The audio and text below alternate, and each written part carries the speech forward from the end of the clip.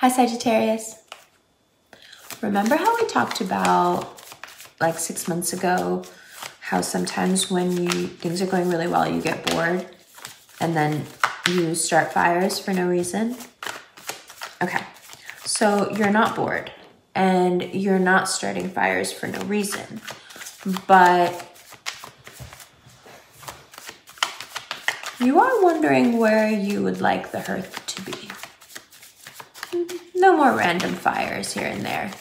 You can take that to mean romantically or financially, career-wise or family-wise.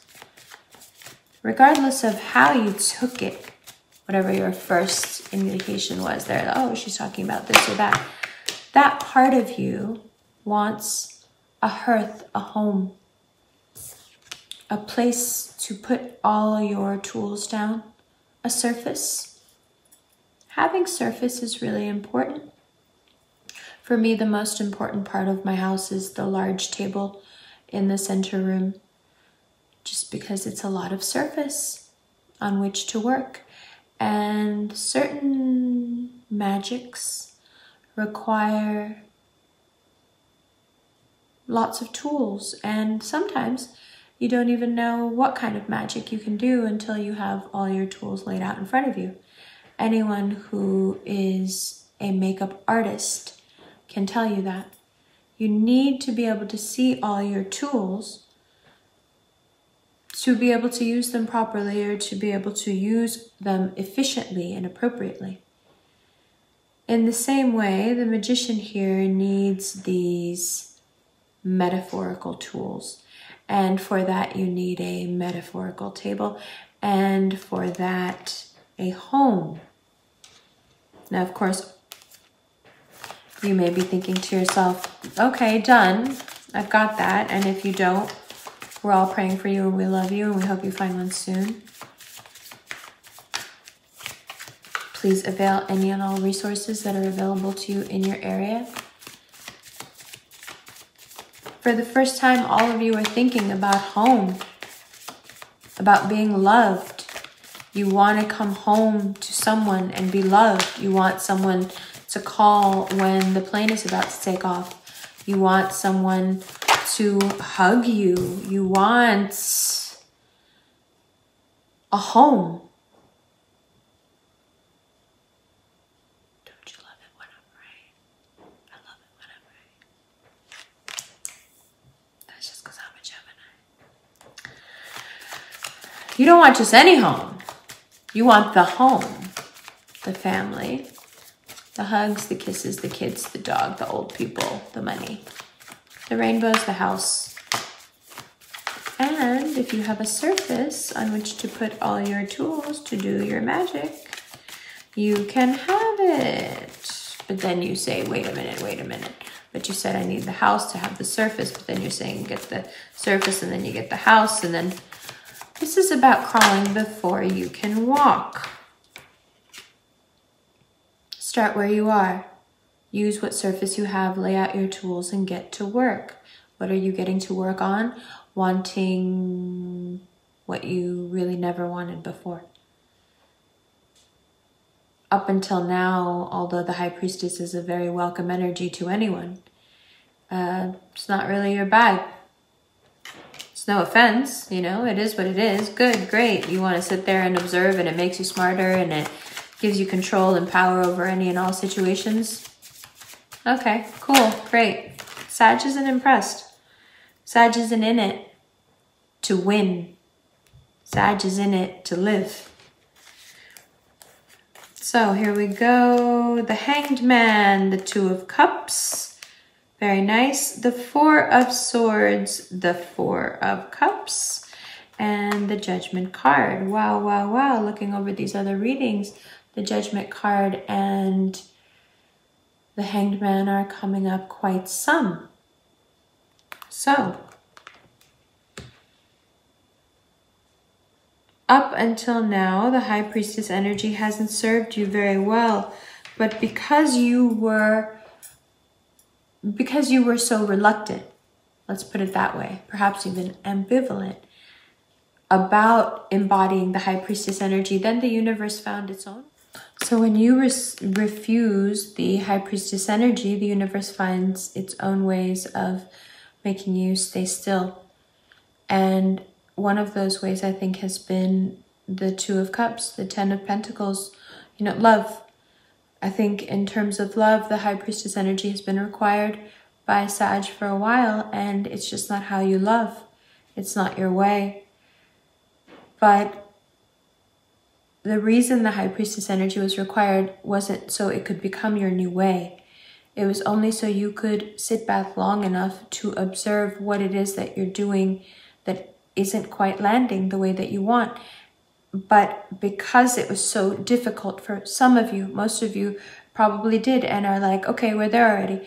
But for those of you who didn't, you got caught in this hangman energy where love just got really stagnant for a few years because you couldn't see past not just what you wanted and what you were living out, but you couldn't see past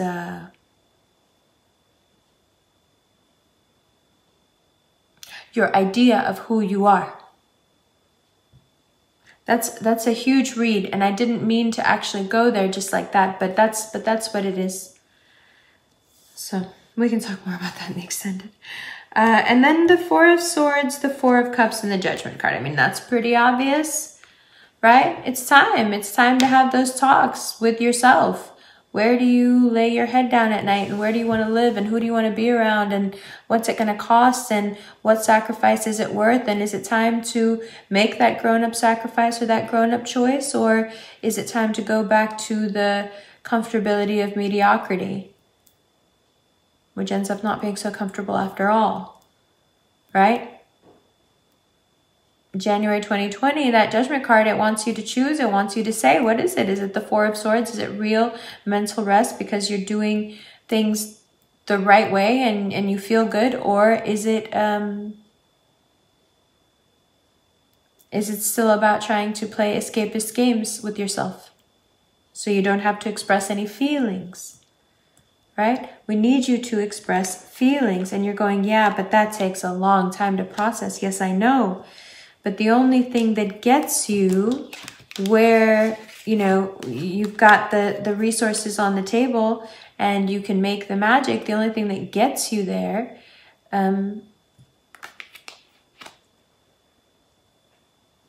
is that knowledge and that feeling.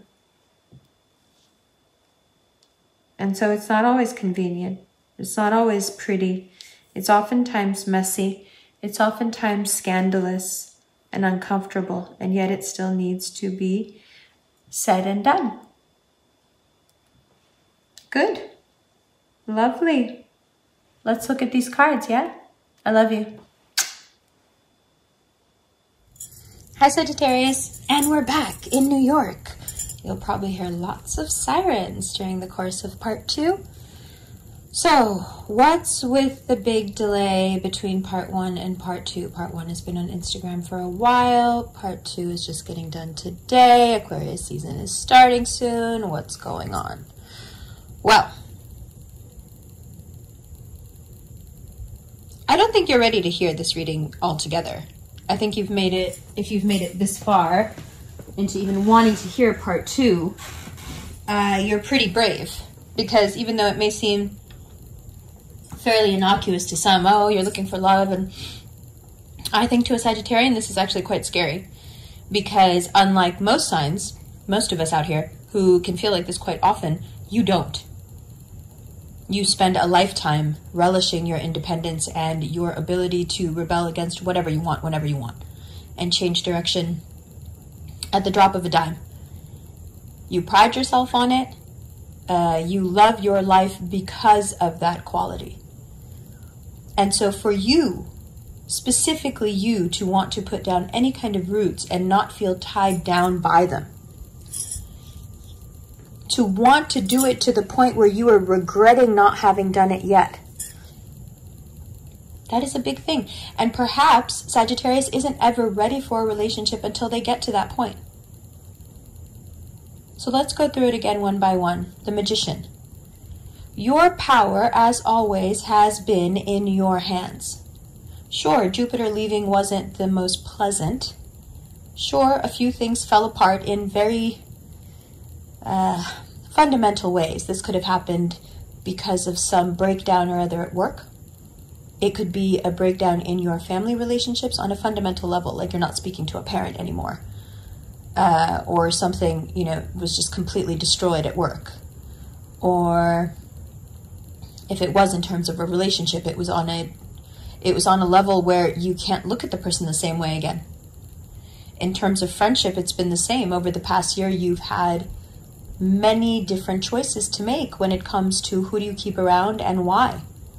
Because although everyone is nice and everyone wants to be your friend, some of the people that you were entertaining were really, really bad for you. So it's been a shedding process. And I think that's what naturally has brought you to the Ten of Pentacles energy. You're willing to and ready and wanting to put down roots only because your space is clear. And for the most part, pure. And that brings us to the High Priestess energy.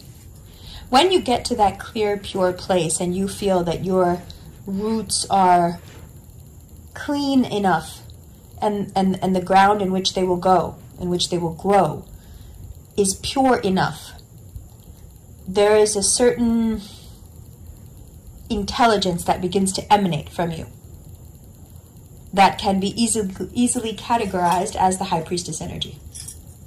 It's when you look into a Sagittarian's eyes, especially the women, and you can see that they know.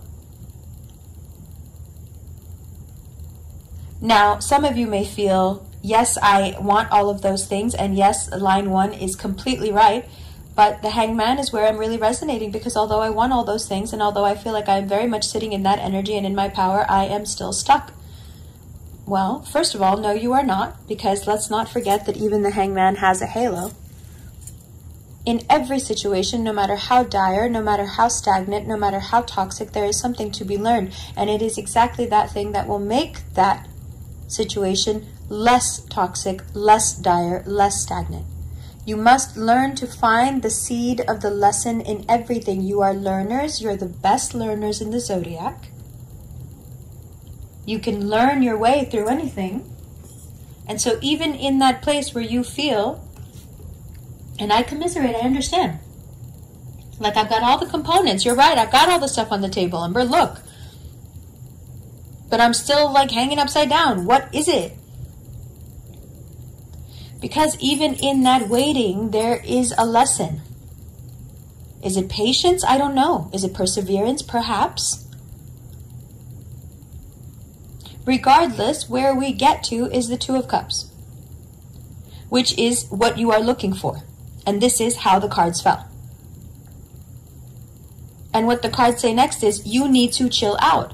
Sit in that power. Don't be aggressive with it. The High Priestess isn't going out and smacking people over the head with the moon, the crescent moon, and saying, hey, I'm sitting in my power. Relax. Sit back. Lean back. Now, there are a few things that you are really regretful about. Four of Cups. You really, really wish you had said something. I'm not sure about what. Maybe about the love situation, but it could easily not. It's something that's really bugging you, though. You really, really wish you had said something. And now, right at the beginning of Aquarius season, right now, is when that judgment happens for you, where you're wanting to really say that thing. Most of you, for January, have been here. Although you were aware of all this, it doesn't matter. You've been here. Now, you're beginning to see as Aquarius season approaches, okay, there is some respite from this cardinal earth. Being tied to cardinal earth is not pleasant. It makes you want to get on a plane and just be up in the air until it's over. I get it. Mutables don't have an easy time during cardinal earth. None of us. But what you will be able to produce from what you have endured in the past couple of weeks, what you had to endure with no help, brings you to a place where you can, with a little rest and a little contemplation, you can see what you should have said and you're able to say it. And then you get a clearer picture of what it is that you have planted and in what ground and how, like we were talking about up here, because it comes to fruition and it brings forth fruit. Yes. Yes. I'm very happy for it. I think it's very positive. I think you guys deserve to be in a serious, like, dense love relationship. I do. And I think it begins with you being super honest, whatever this is that's bothering you, with whomever it is. It doesn't have to be about relationships, but everything is connected. Whatever this thing is that you need to get off your chest, you need to go ahead and do it. But let's talk about that more right now. I'll see you in the extended. I love you. See you in just a minute. Hi, Sagittarius. Okay, just did the part 2. Let's get right into the extended. So, let's shuffle through. I'll be drinking stuff throughout. I suggest you do the same. Okay, the Magician. Aha. The Magician and the Moon in reverse. Interesting. So what's the Moon in reverse? It's when things come out that you don't want to come out. Things come out, truths come out that throw your entire world into upheaval. That make you take a second look at everything on that Magician's table and go, oh, damn it. Are these tools supposed to be in this order, or am I supposed to be using these tools for these things? Because now all of a sudden I don't really know. And so the eclipse feels like it came in and it really confused the hell out of everything, right? And it made you very much want to break away from some feelings that you were having, but I'm not sure how long that energy is going to last and how legitimate it is. That feels much more like an emotional thing that's going to pass. Most of what has happened for you in January was an emotional thing that was going to pass. And I think that's why it was so hard to get the reading done, because it felt so transitory. Like, yeah, that's how they're feeling, but it was just going up and down so much. You know, this felt like the only read that I could get on what was going on underneath the up and down. And it makes sense. I mean, if a Sagittarius is wanting to commit, put down roots, they're going to be real up and down on the exterior because it's freaking them out.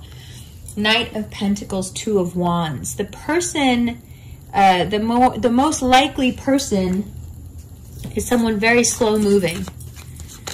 Someone that you will have to venture outside of what you consider attractive, what you consider dateable or, you know, lovable. It's someone that you can be around a lot and not feel that sexual energy. They can keep it platonic for a really long time. And I think that Sagittarians, unlike most, actually appreciate that.